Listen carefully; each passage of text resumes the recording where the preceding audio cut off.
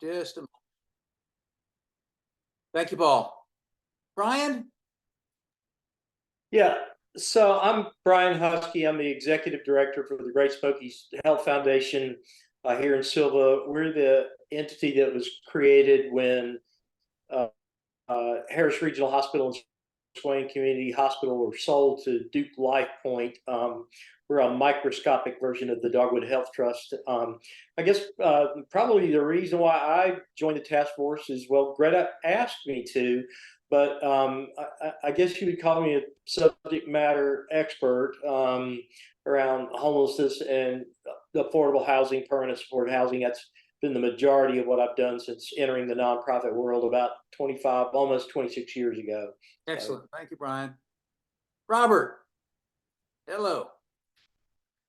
Robert Cochran. Hey, sorry about the feedback. I somehow got signed in twice. I didn't think I did it successfully, and then ended up being on here twice. So, You're good. Yes, sir. but anyway, my name's Robert Cochran. A lot of folks know me in Jackson County as Bob Cochran. I retired in 2016 from being the social services director in Jackson County for 20 years.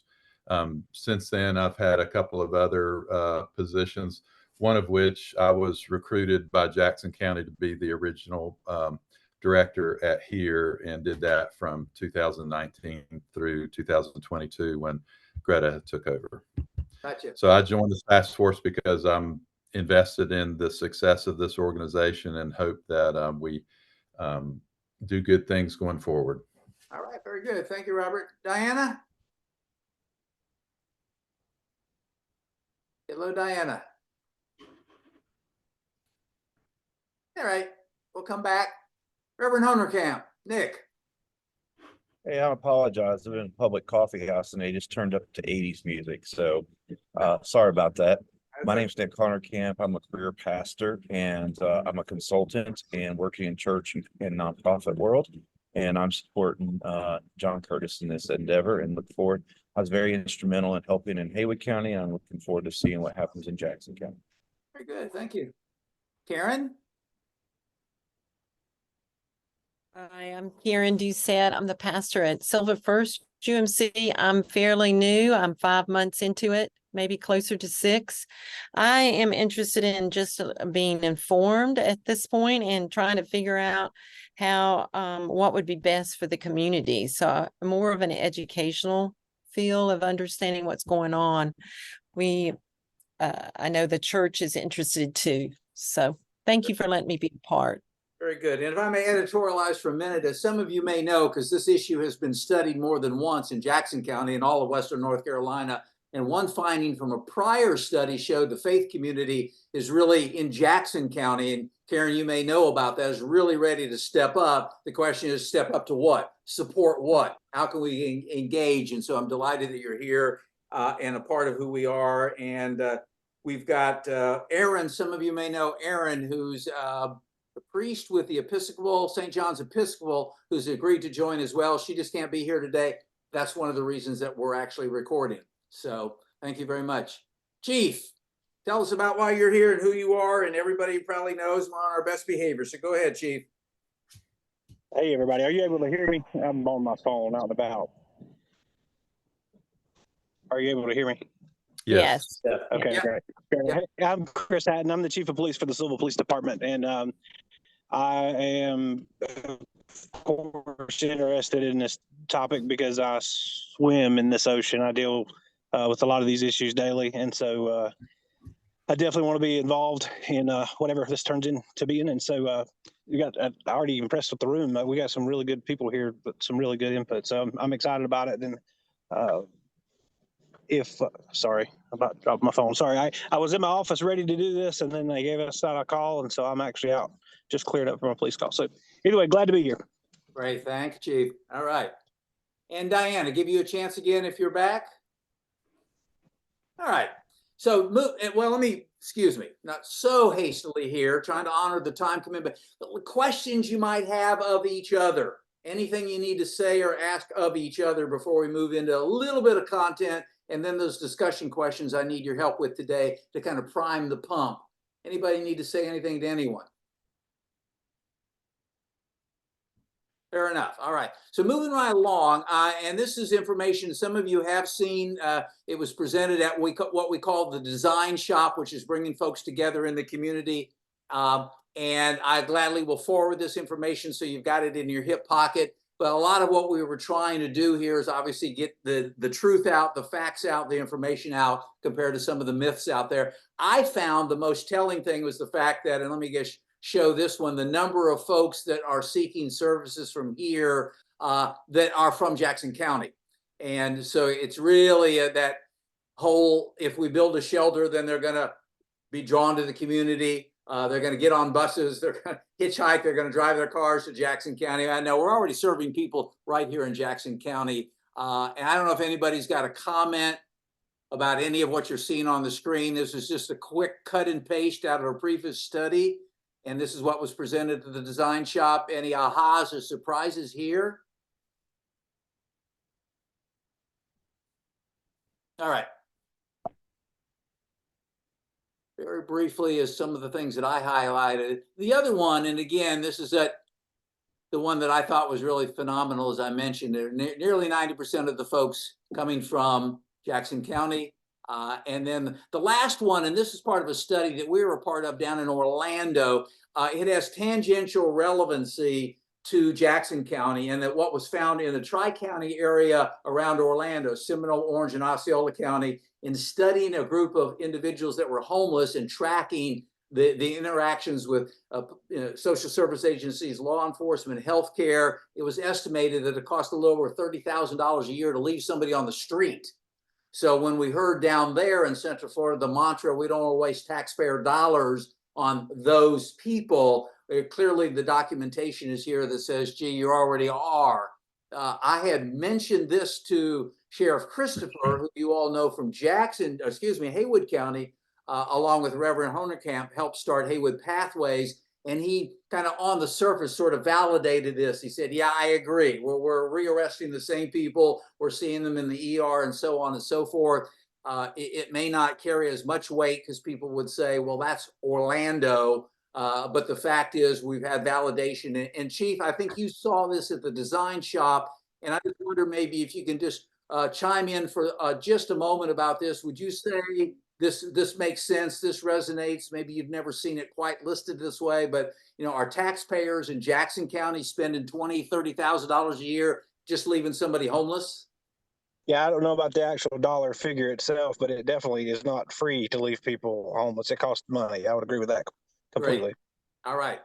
And Greta, welcome. We see that you've joined. We're just getting started and reviewing a couple of slides you've seen before and actually helped create. The thing that I want to go through here just briefly is to highlight the goals of the study that's currently underway. And I accredited you, Greta, earlier as we talked about a feasibility study, which is typically about, are the donors there? Are the dollars there? And I think it was quickly understood that while the dollars might be in Jackson County, the community will may not be there.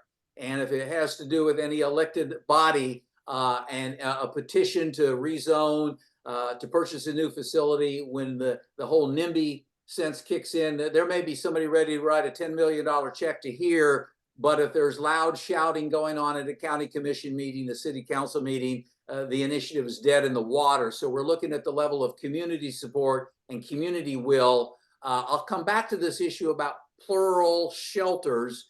The leadership who might step in and step up, we're currently modifying and working on developing a case for support and building the campaign structure if we find the money is there, and ultimately a realistic timeline. So those are sort of the goals of the study at the highest level. I can send you all more details about this if you have questions. Let me pause again for a moment here. Questions, comments, or Greta, now that you're with us. Are you in Raleigh, Greta?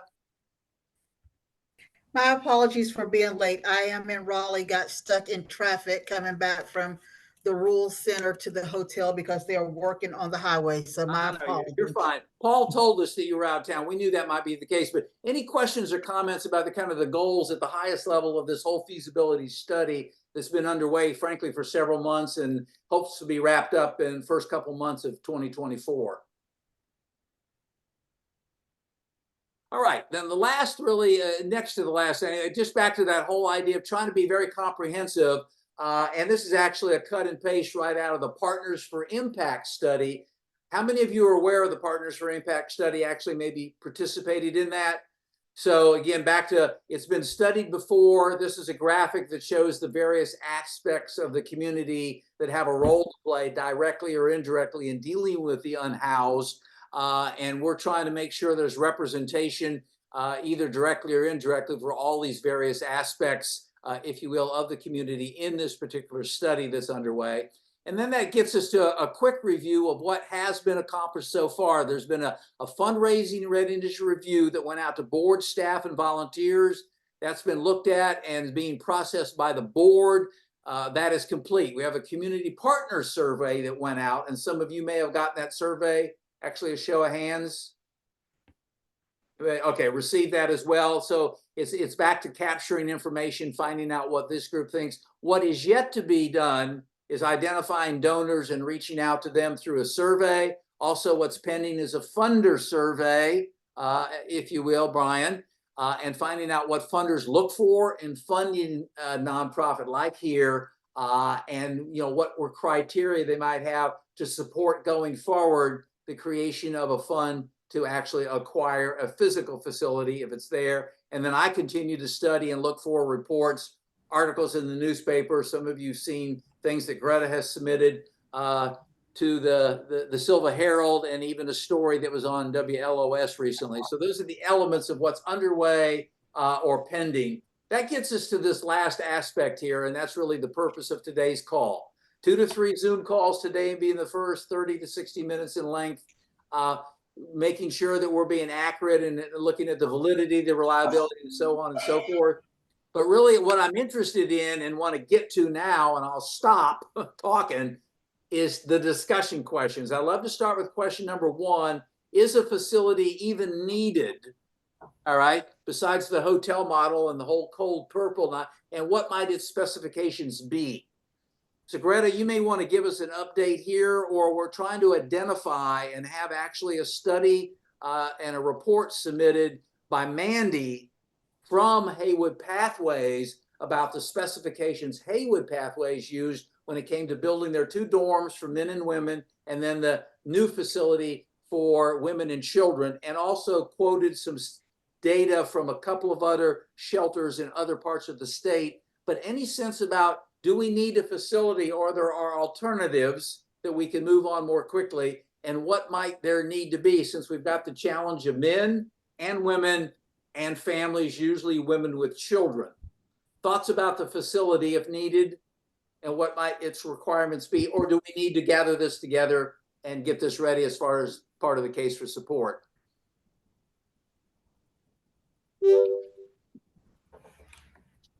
Are you speaking to me directly? No, I'm speaking to the whole group. Okay. Thoughts about facilities. To put you on the spot, Robert, I know you are, and this is one of the things that, back to the anecdotal comments made to me at the design shop, if you find a facility, make sure it's in the city and not in the county. Because the county commission, if they got some, if you will.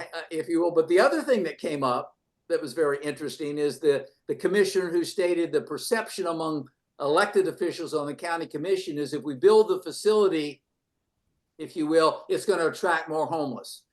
Robert Cochran, I'm going to put you on the spot. Would you mind stating what's been quoted and came from you about why somebody would want to come to a hotel versus a shelter?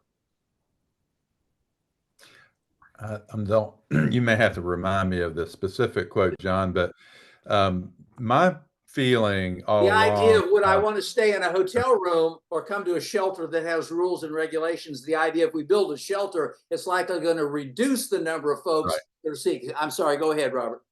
Right. Yeah, that's where I was going to, John. My thought all along was we were providing a high level of accommodation in the hotel model. And particularly during COVID, when people had private rooms. Prior to COVID,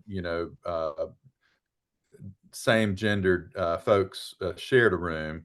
It didn't always work out. There was a lot of conflicts, but generally it did. And that was somewhat of an economy for the program, but still in all, the hotel model is a very expensive model to operate.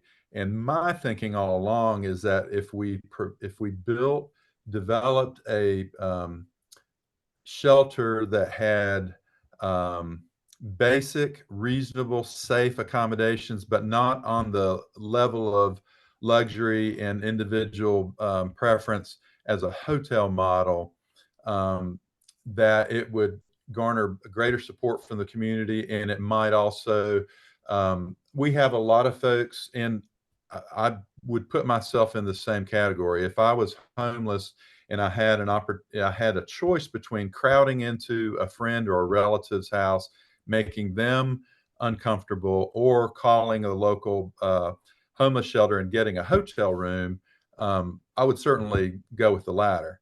And we had a lot of folks that were in that. They could either couch surf with friends or relatives, or come to here and get a hotel room. And you can't blame them. It would only make sense. But I think that calculation is altered somewhat when you're looking at a somewhat less private, more structured situation that's a homeless shelter, a structured, safe, respectful, but more structured and limited accommodations that a homeless shelter might provide.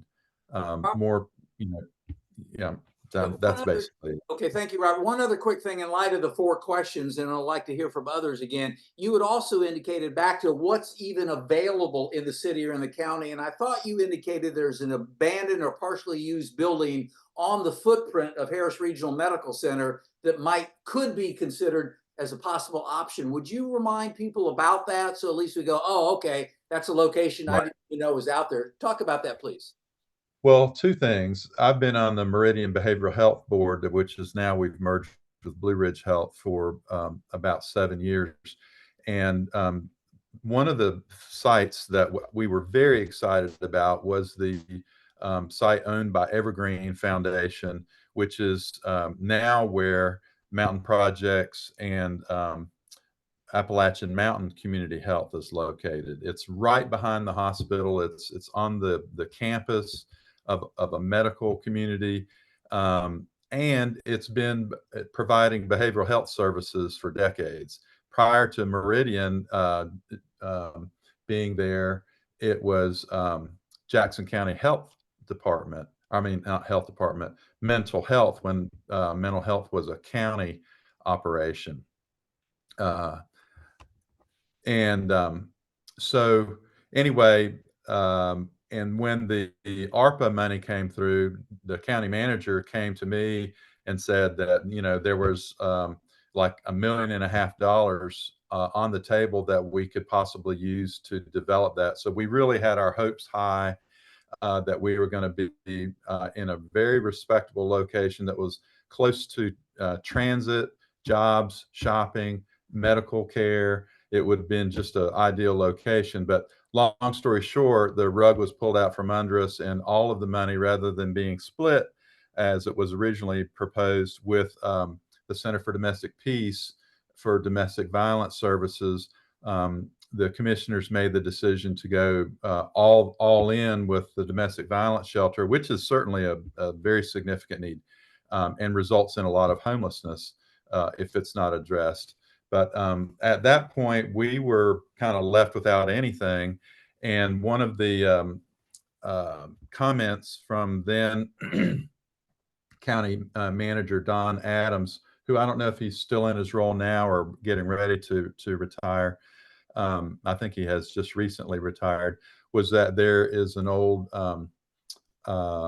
industrial site just beyond the Jackson County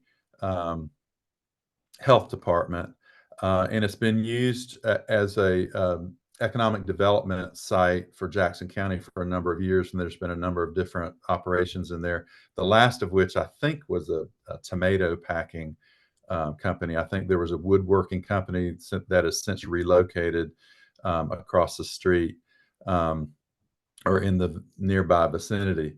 But I think that in at least Mr. Adams' mind, that was probably a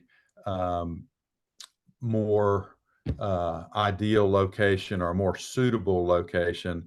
I think that could be debated. I think there's pros and cons to every location, but that was where he left it. Of course, he's no longer the county manager, and as things often happen, political changes take place, and what the current group of commissioners and the future county manager would want to do is completely up in the air. Robert, may I ask this of you? Would you mind emailing me the addresses of those two sites that you just mentioned so I can go do more research? Sure. If you will. I see, Brian, you've got a hand up, and also, yeah, I will get the slides to everyone, by the way. And Diana, if I may, you're saying the Kelsave building. Would you talk further about that? Diana, can you hear us and talk about that? Where's the Kelsave building? Or does anybody know where it is? Right on Main Street. Okay, Brian, go ahead. It's on East Main Street, and it's at a cost of over $1 million. Gotcha.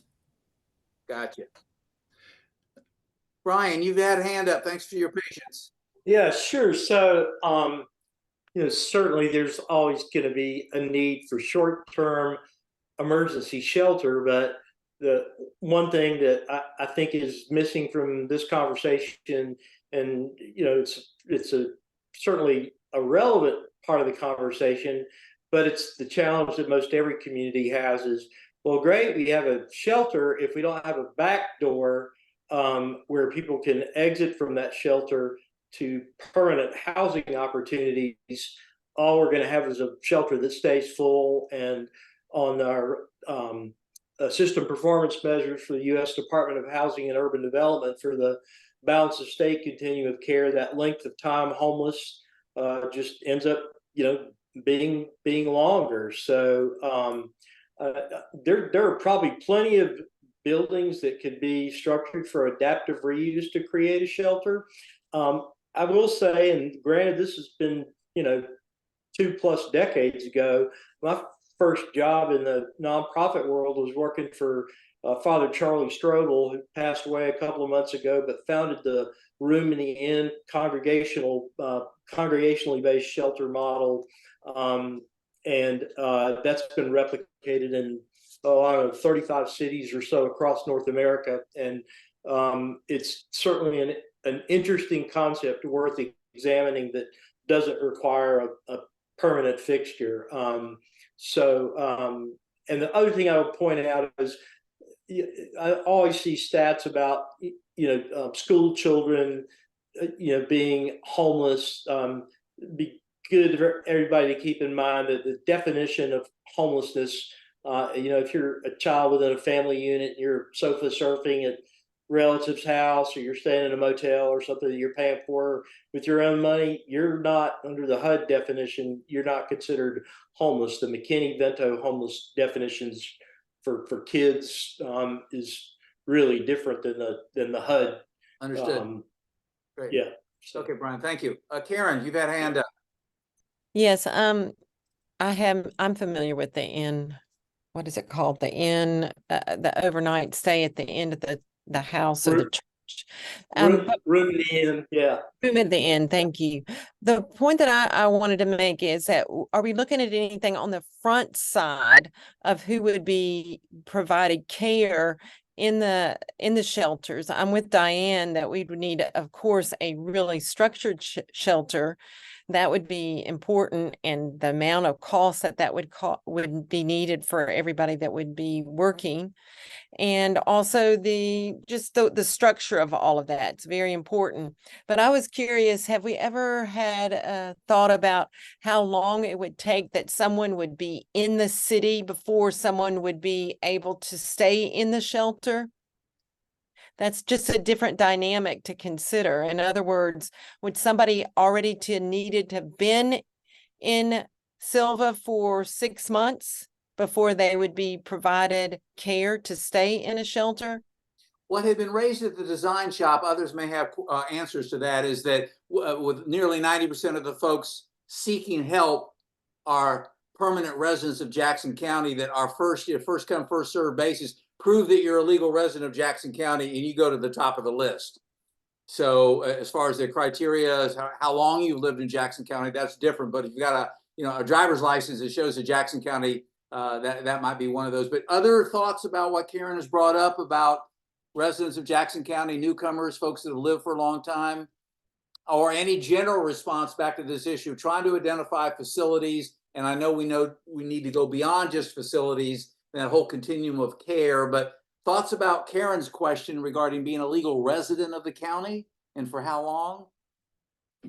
Well, I don't know of many, or if any, communities that have any sort of restriction on you have to be from here to be served here, because the tendency or the leaning, and this is both just in practice and research and the federal funding streams, is low barrier shelters, where you don't have to have an ID, you don't necessarily have to be sober to come in. Just they serve a wider variety of people that are typically served in shelters that have a lot of structure. So both the practice and the research supports the low barrier model. So there wouldn't be any necessarily, if you want any federal money for operations, and there's very little federal money for shelter operations any longer. But low barrier is going to be a requirement if you're going to look at ESG or any other federal dollars for shelter operations. Is anybody? Brian's absolutely correct. We do use ESG funding, and it would have to be low barrier. So he is spot on. Does anybody know the rumor that I had heard that a homeless shelter in Buncombe County filled a bus full of their homeless clients and drove them to Western North Carolina and dropped them off? Paul, you're shaking your head. Is that a myth? Did that actually happen? Yeah. So I'll just say that I was the continuum of care lead for the city of Asheville for 4 years, and that is just so untrue. And then we did plenty of research there and in other communities where I've worked, where 85 to 90% of the people that when they have a first encounter with the homeless services system, they report that their last zip code of permanent residence was within that county. So as far as a busload of people get shipped into Asheville, no, that never happened. And I can tell you the people that started that rumor, though. So and right. And they definitely haven't sent them to Silva. No. A couple of thoughts on that. One is that because Jackson County government, local government, was our by far our largest funder, they did have a stipulation that we only serve Jackson County residents. So we had to strike that balance or walk that tightrope about how we could utilize some federal funding, state and federal funding, which, as you said, Brian, is not a lot, but still in all, we needed it. And we were given the leeway to prioritize Jackson County residents. We didn't say that other folks couldn't come in, but if we knew that somebody was a Jackson County resident, we could put them in first. And so that was how we operated. I don't know how here does it now, but that's how we did it the first few years. And he still does it that way. And those who are not from Jackson County are few and far between that we put into shelter. The other thing I'll mention is that the only homeless shelter in Western North Carolina, permanent homeless shelter for decades, beyond Asheville rather, not counting Pathways, which was developed, I don't know, 10 or 12 years ago, was the Murphy Homeless Shelter. And it's been in place for, I think, about 25 years. But they have always been open to anybody, all comers because I've driven folks out there. But since the pandemic, when homelessness, really increased significantly, they started getting a lot of community feedback, particularly from law enforcement. And to my knowledge, and Greta, you may correct me on this, that they are only serving local residents now.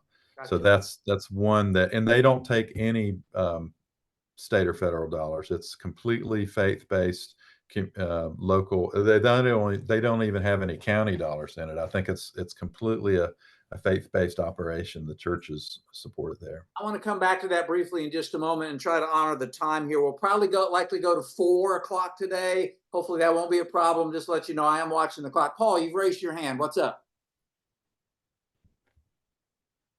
Paul, you muted yourself. There you go. Are we good? I just wanted to touch on whether we allow residents from Jackson County or if anyone is permitted into the shelter. If we look at the foundation of why we even need a shelter, evidently there's individuals in the area that needs a safe haven. If they have a place to go to, then we are able to connect with those individuals and identify what their needs are and figure out what's the best route to help them get back stable on their feet, whether it's help them get back to a family member because they don't have the ability to get transportation to where they're going, to get them back in their home community, or at least identify who they are in our community and why they're here and what we can do to help them. If we don't allow them to have a place to come to, then the nuisance is going to be the problem in the community. And I know community members want to use their dollars for their residents and their county people, but you can't ignore the fact that there are going to be other people in the community that we won't know or won't be able to help if we don't open doors to them as well. So I'd like to look at that approach as well. Gotcha. Yeah, and Diana's kind of footnoted the idea of openness, honesty, and being authentic here because, and I put here this question about who is against or for us right now. It feels a bit like, I know you all may laugh at me, you may or may not even remember when the Infiniti automobile was first introduced in their marketing ads, they didn't show you the car. And it was considered a real flop. At the same time, the Lexus came on. And so we don't have any place to show people yet. So we don't even know, I have to worry about NIMBY yet because nobody's got anything in their backyard. But that's why I keep pushing to say, are there facilities, multiple ones you all have listed? And I'd like to get the addresses of them anyway. I do want to reference one quick point. And this started with a conversation with Greta and Dr. Chamberlain about studies of dealing with rural homelessness. And there's a lot that happens in big metropolitan areas, but I've gone out and found some studies around rural homelessness and how it's being addressed. I can't get any concrete examples, but I did have in an interview with somebody who's going to join the task force a suggestion, and this is back to the data that came from the Partners Impact study that said the faith-based community is ready to step up. So can we begin to eat the elephant one spoonful at a time? Would we be able to find 6 churches in Jackson County who would either have a current facility, a home, a place, they're willing to adopt the home, we'll own that home, we'll take care of that home and allow a single woman with her children to move in for a long period of time to help her stabilize. So we go from 0 shelters to 6 shelters overnight, led by and managed by, if you will, that particular church who may even own that particular building, and then coordinated by here. Is that even a model that could float in Jackson County? Would the faith-based community step up and say, gee, we've got an empty rectory, we could put a family in there? Not overnight, I'm talking about long-term, because that's the little research I found. It's got to be a long-term, because then you don't have neighbors upset. People are coming and going across the street every day over here. No. There's just a new family. They don't need to know that their rent is free and covered by the church. Would that even fly? Karen, representing the faith-based community, others that might know from your own place of worship, is that even an option? As far as from my understanding and what I'm seeing here, we have an early learning center that comes in at 7 to 7:30 in the morning. We have an after school program that is viable here as well from 3 to 5 each day, Monday through Friday. So as far as the space within the church, it's used by maybe 10 organizations, sometimes during a given week. I'd say 5 to 10. I don't want to exaggerate. So our facility and space is really used.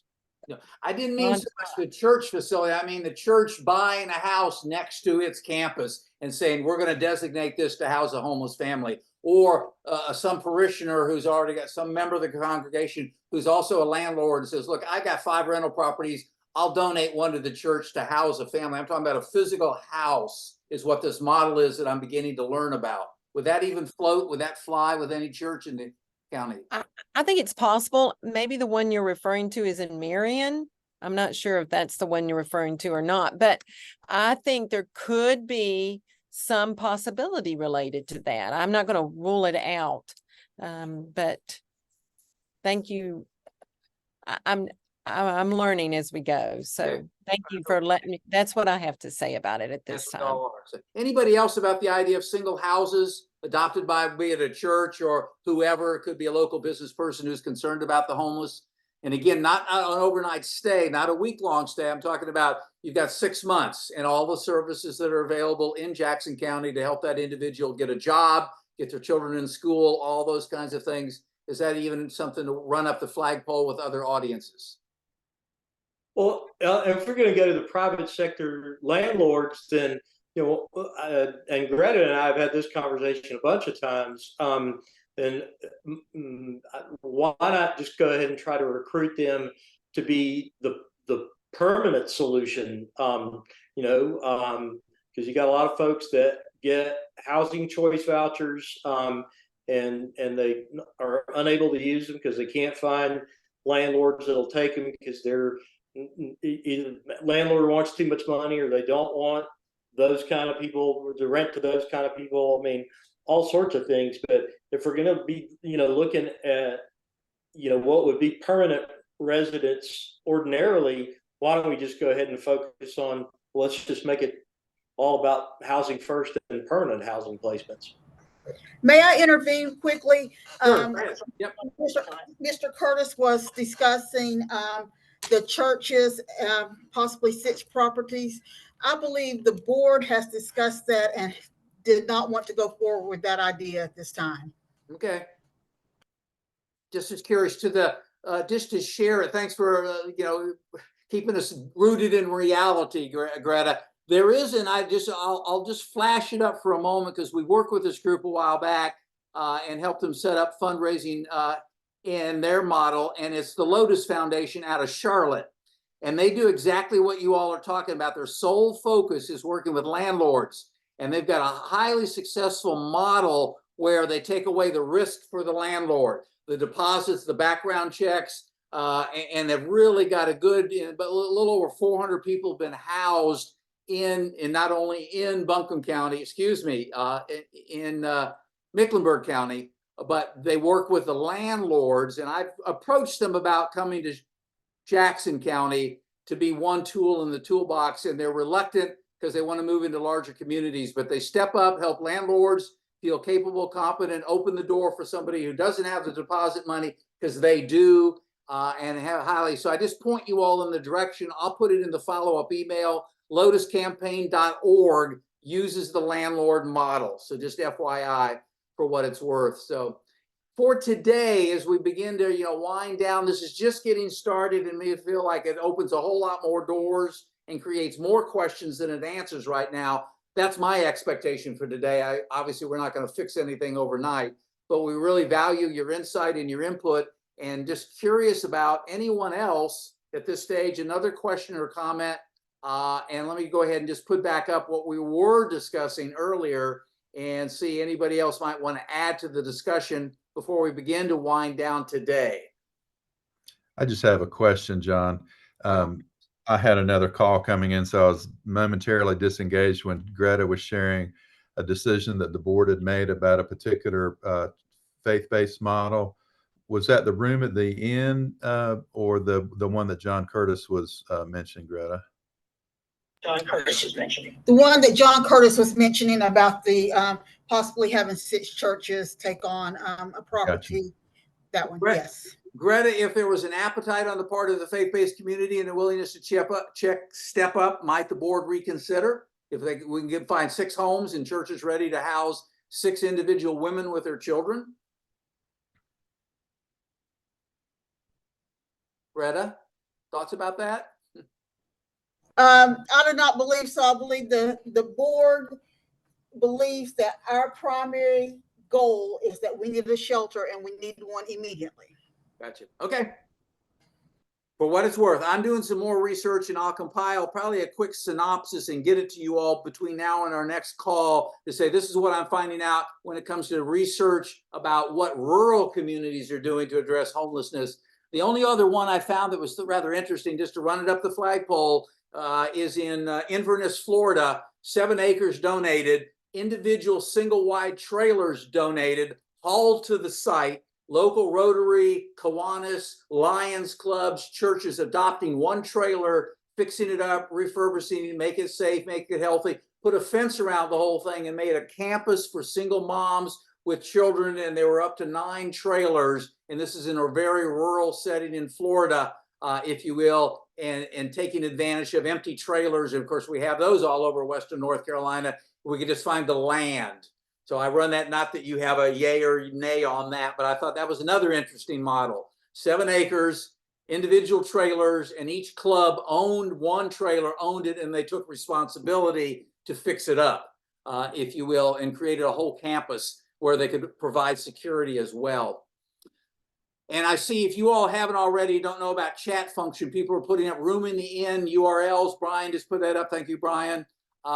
For the sake of time, I'm curious about other questions or comments. What question aren't we asking that needs to be? What else direction might you point me in, and frankly, and Greta in, as far as we continue down the road on this particular study?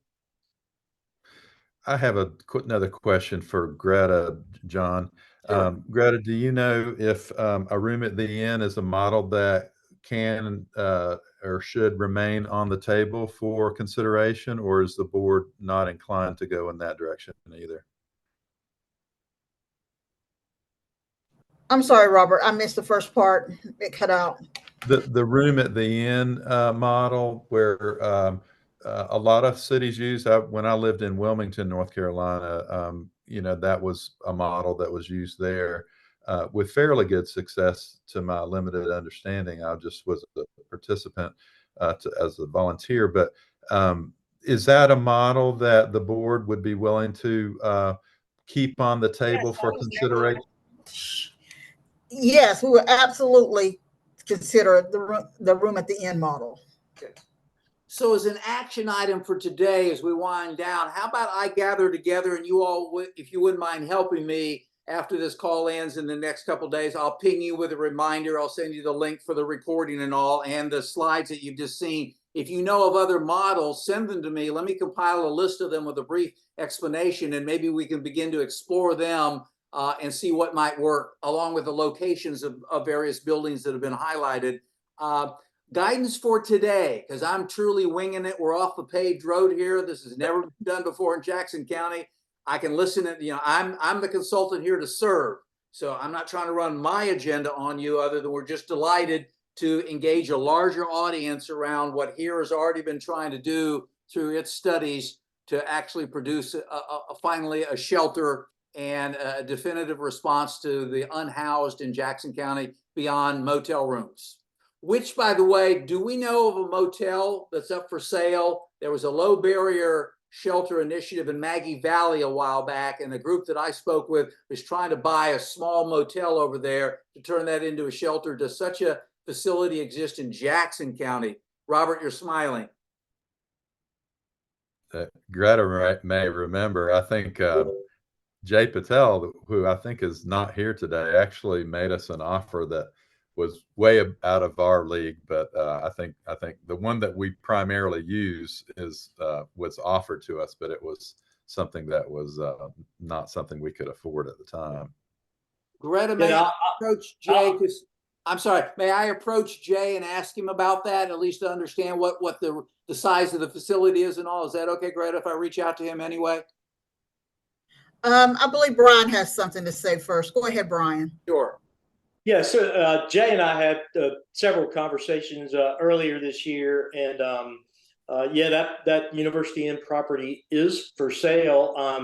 I had gone and taken a look at it as a possible conversion from motel rooms to efficiency apartments, and he's already converted some to efficiencies over there, and just make those permanent supportive housing units that are operations costs are covered by project-based rental assistance, and I think Mountain Project has already been looking into how to convert some of their unutilized vouchers, housing choice vouchers, to project-based vouchers.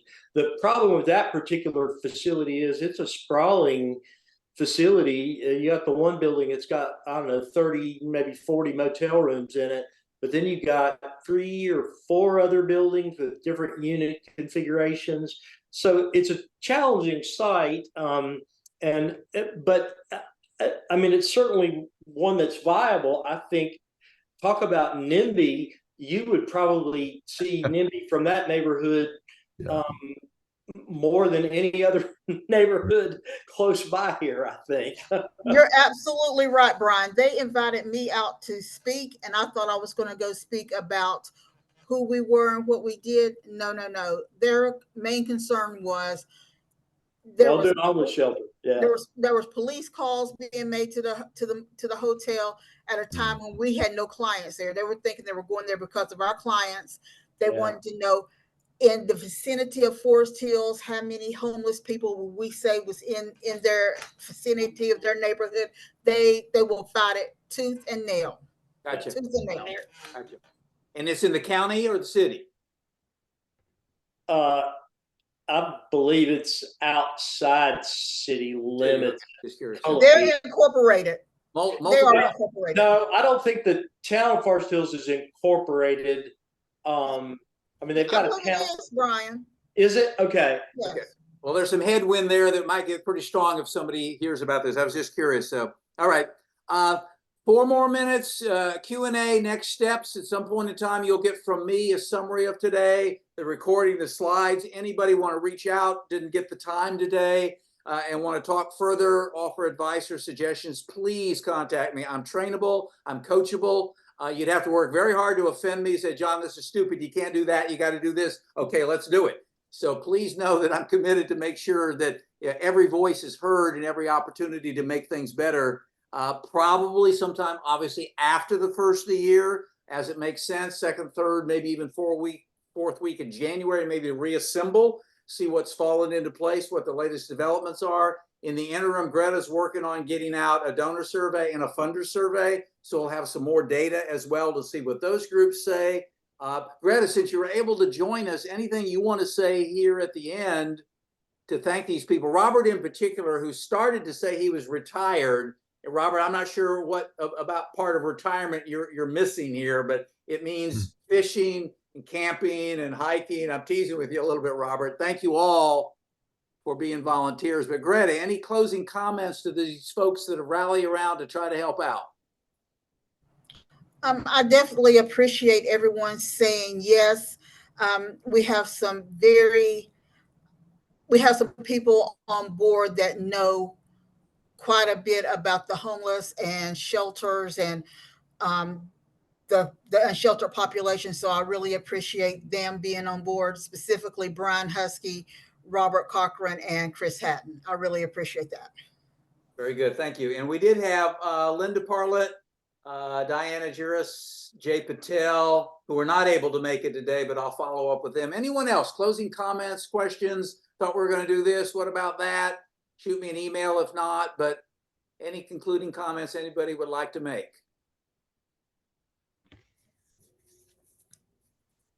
I just want to say I'm glad to see the faith community has jumped in it. Thanks for joining us, Karen. Yes. And if Erin from St. John's Episcopal is going to be part of this group, I know Erin from her time over at St. George's in Asheville, and she's a force to be reckoned with as well. I totally agree. I mean, I think the faith community is one of the most underutilized resources anywhere. And the analogy I always use is that they're standing at the edge of the forest trying to figure out which two trees to walk through on this issue. And Understood. so And there's- Brian, if I may, Erin, by the way, who gave her name and phone number on the survey, I had a lengthy conversation with her, so she's on the task force, just unavailable. But one last quick question. I knew there was in Haywood County, and that Reverend Honerkamp had to drop off, a ministerial alliance. Do we have the equivalent of that in Jackson County where we could get in front of a bunch of ministers and priests all at the same time and see if that seems to be that grassroots, and obviously all the folks there in church services on Sunday might allow us to spread our network and obviously gain more support and dollars. But does such an entity exist where the religious community, faith leaders get together? Is there any formal structure, even an email list of pastors in Jackson County? Karen, do you know of anything such as that? No, I know it would be beneficial if we could move toward that. I know we've talked about it. Even having training related to a meeting for all of the faith communities would be so helpful for us to know how we can work together on this. Okay. I volunteer to do that training. I do know that the Baptist churches have an alliance such as you speak of. So among the Baptists anyway, among the Methodists, do we know? In the community here, Jackson, yeah. not that I know of, because They've got it's their own spread out. challenges internally, as we know. So, all right, maybe another avenue to consider, because we learned from the other study, the faith communities, I said 30 minutes ago, we're ready to step up. We just don't know what to step up to. And that's what I'm hoping to maybe give them an opportunity and learn from them. So it's 4 o'clock. You all have been around for an hour. Thank you so much for your time. You all have a great Christmas season. I'll be back in touch soon. Please don't hesitate to reach out, call, email, however you need to reach me. Chief, thanks for being here. It's great to have all of you on the call, and Thank you. be well. All right. Good to see you all. See ya. Thank you, Robert.